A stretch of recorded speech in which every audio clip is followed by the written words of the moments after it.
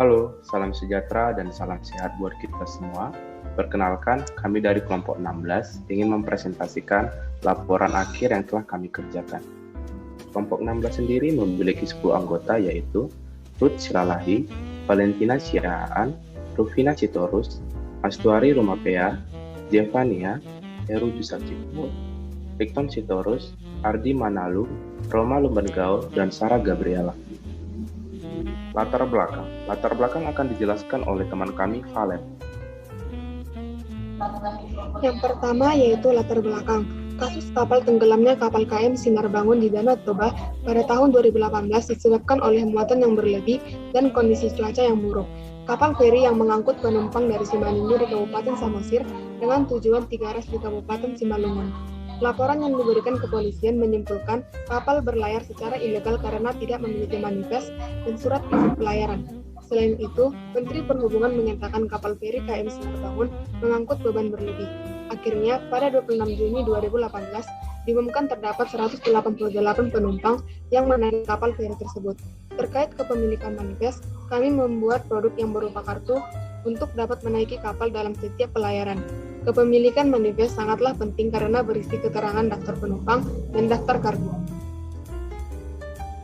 Bagian kedua, tujuan akan dijelaskan oleh Heru. Kedua, tujuan. Tujuan dari penyusunan laporan ini sebagai penerapan mata kuliah pengantar rekayasa desain dengan mengidentifikasi masalah dan mencari alternatif dalam mengatasi suatu masalah. Penyebab kapal Sinar Bangun di Danau Toba tenggelam disebabkan oleh muatan kapal yang berlebih serta kondisi cuaca yang buruk. Menyelesaikan permasalahan kejadian tersebut agar tidak terulang, kami menyediakan beberapa alternatif, yaitu dengan membuat sebuah inovasi berupa kartu masuk kapal yang hanya akan digunakan menggunakan nomor berurut, serta membuat sebuah program yang dapat menghitung jumlah penumpang agar tidak melebihi kapasitas kapal. Cara kerja produk yang telah dibuat. Bagian ketiga, alat dan bahan akan dijelaskan oleh saya sendiri dan Ardi Manalu. Seperti tertera pada layar, ini adalah tampilan dari Visual Studio Code yang merupakan alat dan bahan kami dalam pembuatan program kami. Visual Studio Code sendiri adalah sebuah text editor multi-platform yang komplit dan handal buatan Microsoft. Selain tersedia untuk Windows, Visual Studio Code juga tersedia untuk versi Linux dan Mac. Text editor mendukung banyak sekali bahasa pemrograman seperti JavaScript, TypeScript, dan Node.js, serta bahasa pemrograman yang lainnya. Dengan bantuan plugin yang dapat dipasang di Visual Studio Code seperti C++, Python, Go, Java, dan lain-lain. Bahasa C. Ya, bahasa C merupakan bahasa pemrograman yang kami gunakan pada proyek ini.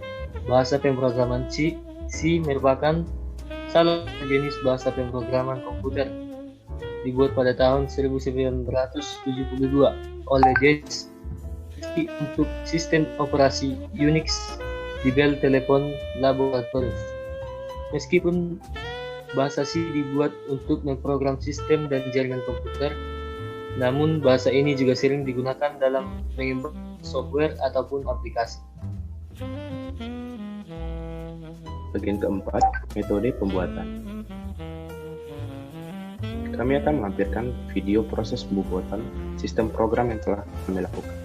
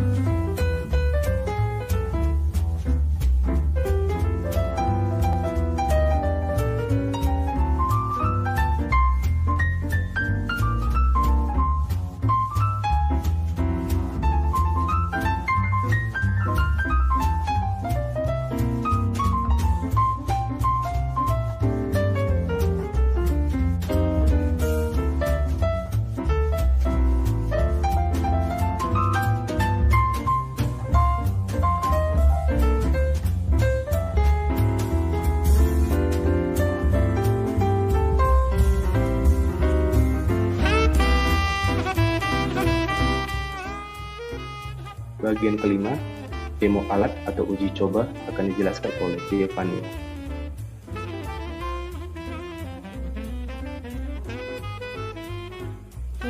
Di sini kami akan mencoba menjalankan sistem program yang telah kami buat di Visual Studio Code.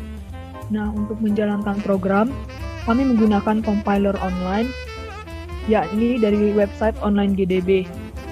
Nah, pertama, saya akan mengcopy semua code-nya, kemudian akan saya paste ke online text editor. Nah, untuk menjalankan program, saya akan klik run.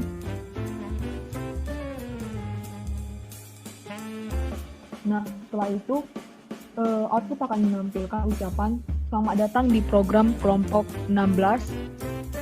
Kemudian akan memunculkan pertanyaan, apakah Anda ingin melihat tempat tujuan yang masih tersedia? 1 untuk ya, 2 untuk tidak. Nah, di sini saya akan memasukkan angka 1, yang mana akan membawa ke sumber registrasi nantinya. Nah, setelah itu, setelah di input 1, sistem akan mengeluarkan daftar tempat tujuan yang dapat dipilih oleh user. Nah, pada sistem program yang kami buat, hanya menerima 3 tempat tujuan. Yang pertama Tomok dengan menggunakan kapal motor, yang kedua Ambarita dengan menggunakan kapal Ihan Batak, dan yang ketiga tempat tujuan Nainggolan dengan menggunakan kapal feri. Nah, kemudian program akan meminta user untuk memasukkan tempat tujuan yang diinginkan. Nah, misalnya saja saya sebagai user di sini akan memasukkan Tomok sebagai tempat tujuan. Nah, selanjutnya sistem akan menampilkan selamat datang di menu registrasi, silakan masukkan nama Anda. Nah, di sini user menginput inputan nama. Kemudian input jenis kelamin. Kemudian input usia. Nah, selanjutnya setelah melakukan registrasi nama, jenis kelamin, dan usia, sistem akan mengeluarkan ucapan Hai Giovannia atau nama user untuk tujuan ke Tomok. Anda akan menaiki kapal motor yang hanya menerima angkutan berupa sepeda motor saja. Nah, untuk 3 tempat tujuan tadi dengan jenis kapal yang berbeda, di sini kami sudah rangkum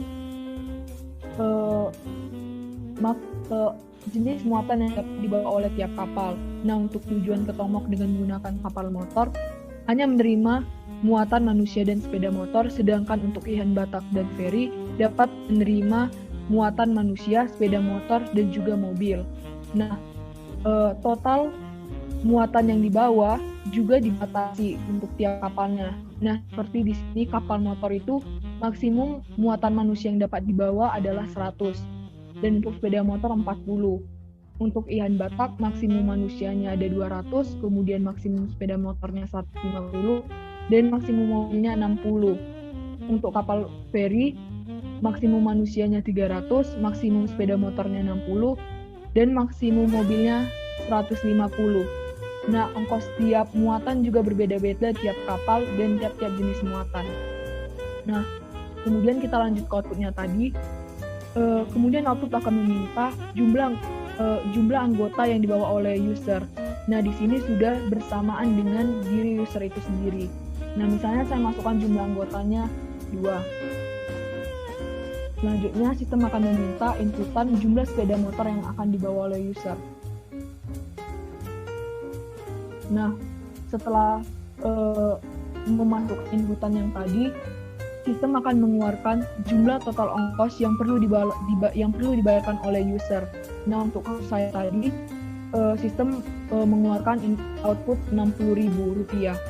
Nah, kemudian sistem juga akan mengeluarkan total manusia, total sepeda motor, dan total mobil yang ada pada kapal. Pada kasus saya tadi, total manusianya 2, total sepeda motor yang 1, dan total mobilnya tidak ada. Nah, kemudian setelah itu, sistem akan kembali lagi meminta inputan pada user. Nah, untuk menghentikan sistem program, pada inputan tujuan dapat dimasukkan dash. Nah, selanjutnya sistem akan berhenti dan mengeluarkan output. Maaf, tujuan yang Anda masukkan belum tersedia pada layanan kami. Terima kasih sudah melakukan menu registrasi. Have an extraordinary holiday. Demikianlah penjelasan dari penjalanan.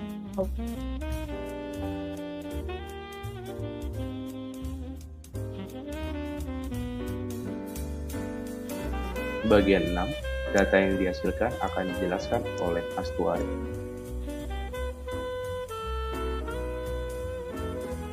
Data yang dihasilkan dari proyek kami kali ini adalah berupa kartu kapal. Tampilan kartu kapal dapat kita lihat sebagai berikut. Yang pertama, kita dapat melihat user akan diarahkan pada menu registrasi, di mana pada menu registrasi nanti user akan mau masukkan nama, kemudian jenis kelamin, kemudian memasukkan usia agar seluruh data dapat tercatat agar tidak terjadi kasus-kasus yang sebelumnya. Kemudian program akan meminta user untuk memasukkan jumlah anggota keluarga bersama diri sendiri. Kemudian akan dihitung jumlah ongkos bersama diri sendiri, mulai dari ongkos manusia, kemudian dengan ongkos barang yang akan dibawakan oleh user. Kemudian program akan menghitung total manusia, kemudian menghitung total sepeda motor maupun total mobil yang telah diinputkan oleh user. Demikian program akan terus berlanjut dan akan berhenti jika user menginputkan triple dash. Contoh tampilannya seperti ini.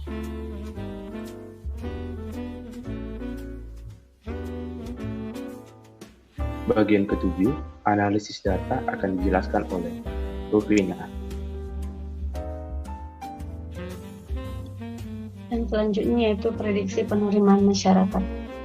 Pada bagian ini, kami berasumsi pada proyek ini jika telah diluncurkan kepada masyarakat, di antaranya sebagai berikut. Penggunaan pada proyek ini tidak rumit dan termasuk simpel dan dapat digunakan oleh seluruh lapisan masyarakat, serta masyarakat terbantu dalam proses pemesanan tiket yang tidak perlu mengantri. Masyarakat akan terbantu jika membawa barang saat penggunaan jasa dapat terdata dan dibantu ABK atau anak buah kapal dalam memindahkan barang penumpang ke kapal. Masyarakat tidak akan merasa berdesak-desakan karena jumlah penumpang tidak akan melebihi batas kapal.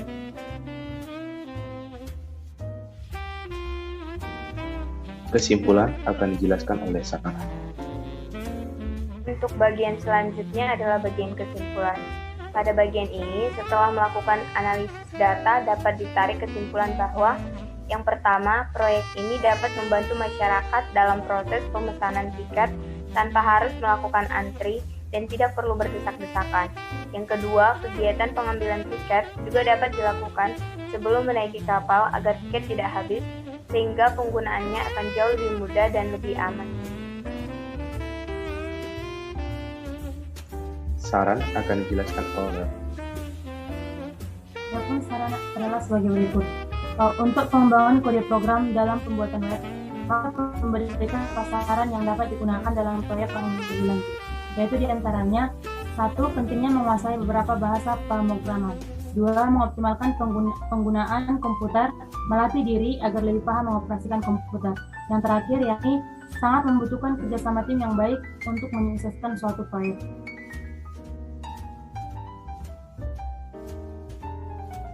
Pembagian tugas akan dijelaskan oleh Ruth. Pembagian tugas presentasi. Yang pertama, latar belakang dibacakan oleh Valen. Kedua, tujuan dibacakan oleh Heru. Ketiga, alat dan bahan dibacakan oleh Ardi dan Rikton. Keempat, metode pembuatan. Kelima, demo alat atau uji coba dilakukan oleh Jevania. Keenam, data yang dihasilkan dibacakan oleh Mas Tulari. Ketujuh, analisis data dibacakan oleh Rufina. Kedelapan, kesimpulan dibacakan oleh Sarah. Kesembilan, saran dibacakan oleh Roma. Dan kesepuluh, membacakan pembagian tugas dibacakan oleh Ruth. Pembagian tugas pengerjaan proyek. Dengan NIM 11S20018, 11S20038, 21S20050, dan 31S20019 bertugas merumuskan isi laporan. Dengan NIM 12S2007, 12S20026, 12S20048 bertugas membuat kode program. Dengan NIM 14S20012, 21S2009, 21S20030 bertugas untuk mendesain. Dengan NIM 11S20012 dan 21S20030 bertugas untuk membuat PPT. Dengan NIM 21S2009 bertugas untuk mengedit video. Sekian dari presentasi kelompok 16. Terima kasih telah menonton.